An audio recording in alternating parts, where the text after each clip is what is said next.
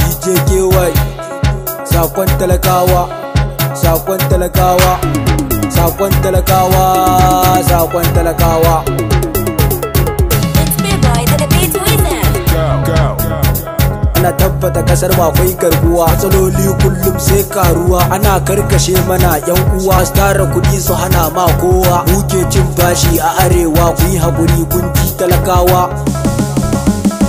Tunda sun hana manna abinci, wayyo Allah mun shiga kunci. Wa zai kawo manna agaji, ga shugaba ya janyo fitina. Ya gyara kasar shiga je fitina, mu talakawa ba ma magana. Ba komai Allah zai bi mana, yi haƙuri talakawa kun ji. Komai da komai duk ya tsaya, mun sa ido muna kan kaya. Ga sakon 'yan Najeriya, domin kasa tana hajijiya. Wasu ina za mu samu matsaya. Ga fetur yayi tsada yayi, masarufi yayi tsada yayi, kai komai yayi tsada, komai ma yayi tsada yayi. Ya kuke so mu yi da ranmu ne, gashi arewa fa namu ne. Ina kuke son to mu je ne?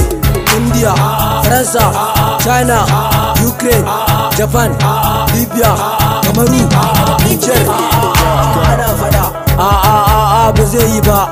Akwai masu fada a jiya kasa, akwai gwamna, akwai sarki, akwai sanata, akwai minista, akwai su da dama. Malamai suna ta bayani, da an yi abu babin baya. Kun tara arziki ga ƙarya, gashi matasa ba aikin yi, tsofaffi babu abincin ci. Suke muje gora suna kwashe taki, ga maganin feshi yayi tsada. Gashi gare mu fa bamu da ganda, mun je nema a bi mu da sanda. Ba shugaban kasa ba mu ka shirya mana malakisa, yunwa kaɗe tana ta kisa. Muna a cikin wani hali, talauci kamar mu je mu ci kwali.